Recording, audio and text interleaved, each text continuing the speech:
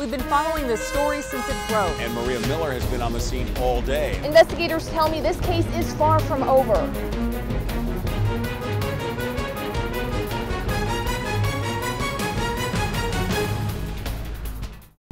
Tim, it's still not clear if those incidents are connected, but they did happen just minutes apart, about a mile apart. Where I'm standing right now is directly in front of the alley where authorities say a teenager was found shot and killed last night. If I step out of the way, you can see there's still some police tape up. The scene for the most part, though, is clear.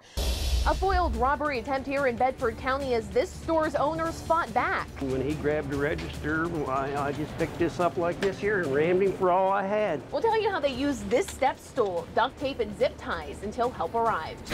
We've got sunshine, water, and plenty of new friends. Hey guys, what are we doing? We'll tell you why this event is extra special. The next time you're in downtown Johnstown, you might want to look up. We're not afraid of him. They think he's cute. We'll show you the rare falcon that's been checking in on employees at a local bank. Hey Jen, it's raining out here. It might even be freezing rain. It's bitterly cold, but none of that matters right now. The excitement that we witnessed in the Pennsylvania Army National Guard behind me here just about an hour ago was overwhelming. Lindsay, Tim, it's obviously still early in this investigation, but already it appears that police have most everything that happened pieced together. They say they have a victim, they have weapons, they have a suspect, and even an alleged confession, and we may have that too. We were there early this morning as David Johnson. Well, Jen, authorities say whenever they turned on the lights and really got a good look at the man troopers were forced to shoot at this morning, they knew exactly who he was. That's because they've been on his trail rather for a while, at least 7 months, as their main suspect in a rash of break-ins, mainly in this part of Somerset County. This entire block basically looks like a war zone. It's not just the houses here behind me that were destroyed, the power lines above us melted, the siding across the street. It's safe to say that it's going to take a while for this neighborhood to rebuild. It's been 3 days since this Cambria County home went up in flames and everything inside it, the cars also destroyed. A father sent to a burn unit in Pittsburgh after saving his family. Now they need help to rebuild. She told us she was angry that people were more concerned about the dog than anyone else, but she denied any involvement, as she did again today. Henry, do you have anything to say? You? Virginia Campbell didn't seem too happy to see our cameras Monday as she was let out of court after being arraigned on several charges for allegedly breaking into a Somerset Borough apartment, stealing a necklace, and stabbing and killing a dog. When we talked last week, you said you didn't like this dog. What do you have to say about the dog now? Nothing other than the fact that I don't know what happened. It wasn't you that did this? Absolutely not. This is 5 to 10 tons of cable set to be installed here this week. You can see it's sprawled out across the road here. They're actually installing it right now, and we're told this is the final piece needed to get this popular destination back up and running. Authorities say this could have been an extremely dangerous situation, not just for his mother, who apparently was unaware of what was going on, but for everybody who lived in that building. And tonight, police credit the people who lived there for keeping an eye out and giving them a call. Good evening. Thanks for joining us. Earlier this week, we told you about a man who is wanted by Johnstown police, accused of assaulting and hurting a young child. Tonight, Dwayne Shipley is still on the run, but we talked with the mother of the child who police say Shipley hurt. She didn't want to show her face or reveal her name, primarily for the privacy of her son, but she says she's sharing their story, hoping someone knows where he is and will turn him in. He just grabbed a hold of my son by his face, picked him up, he choked him a little bit, and then he threw him on the floor. Shipley is accused of abusing his ex-girlfriend's 6-year-old child. According to police, hitting him so hard he caused severe bruising to the child's head. Tonight, the child's mother says she thanks everyone who continues to share the photos she shared on Facebook in hopes of finding Shipley and leading to an arrest. New tonight, firefighters battling a building fire outside of Ebensburg in Cambria County. 911 dispatch tells us half a dozen fire crews responded to that fire along the 100 block of Jones Portal Road in Cambria Township just before 6 o'clock tonight. That was for a lightning strike, they said. They say when fire crews arrived, they could see flames and smoke. Details are still limited, but dispatch says one firefighter had to be taken to UPMC Altoona. Strong storms battered parts of the region this evening, bringing lightning and heavy rains, gusty winds. This video from State College earlier tonight. It was a similar scene in Jefferson County. This picture sent in by a viewer there where the winds were so strong you can see trees were snapped in half. This one crashed down on a house in Somerville. That's just south of Brookville. Now, meteorologist Josh Fosbrink has been pretty busy tonight tracking these storms the last couple of hours. Josh, it looks like it's finally calmed down a bit out there, but the question, of course, is what's the chance we see any more? Today in Center County, District Attorney Stacey Parks Miller filed a civil lawsuit against the county, attorneys, and county employees. Parks Miller filed the suit claiming she was targeted by false accusations as a way to get her out of office.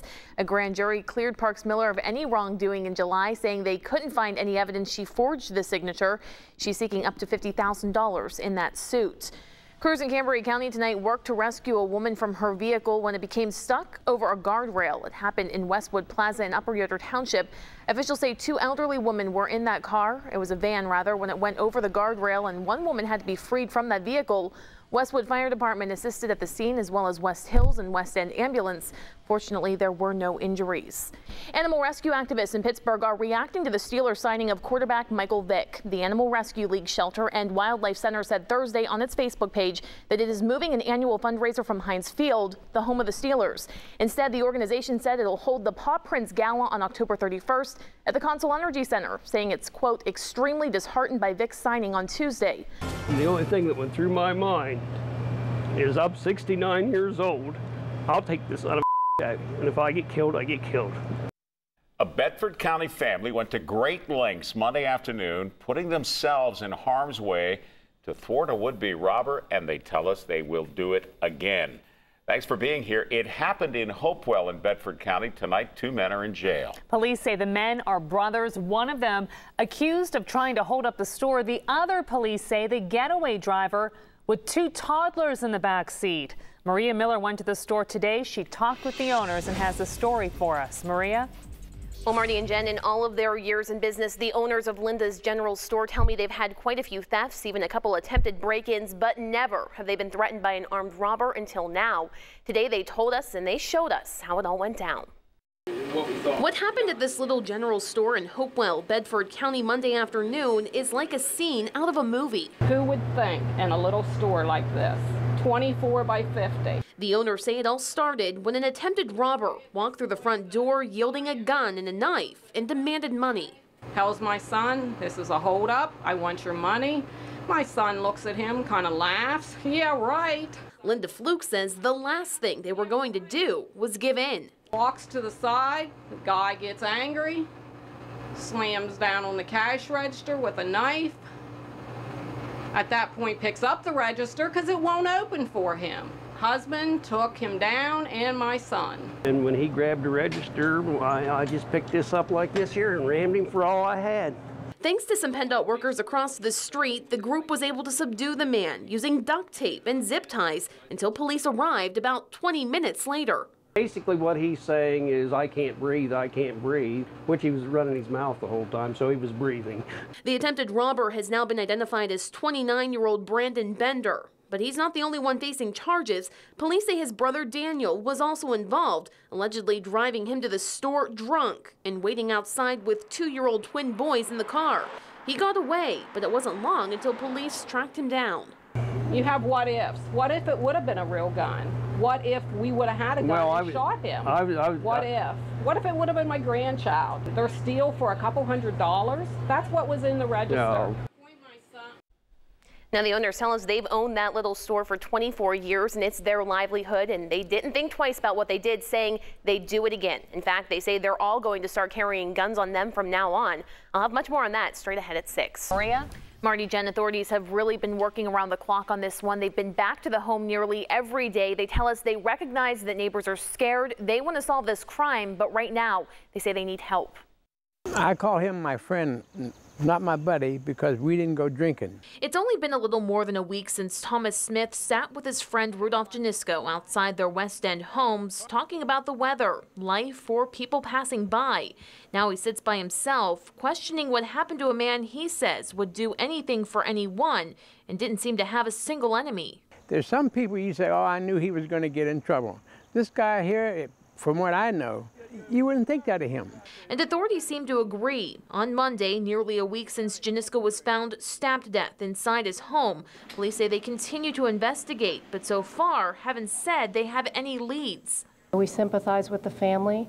We recognize that the public is scared right now because, you know, this case isn't solved, and that's why we are hoping that anyone with information will call it in and help us put this to rest. Authorities gathered Monday with Janisko's family and Cambria County Crime Stoppers to announce a reward of up to $5,000 for any information that leads to an arrest. It's a case his family says they never imagined would have happened to their brother, a man they say was friendly to everyone. He was a great human being who would give you the shirt off of his back, and he did not deserve this, and we just want to know why. Back at his house in the west end of Johnstown, a memorial continues to grow as his neighbor sits outside reflecting and also asking why. There's always rumors on the street, you know, and the police need help too. You know, we want the police to do everything, but then we don't want to help.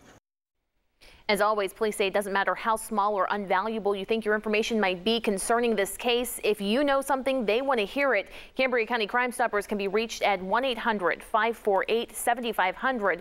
And a reminder, you can remain anonymous. Reporting live, Maria Miller, 6 News.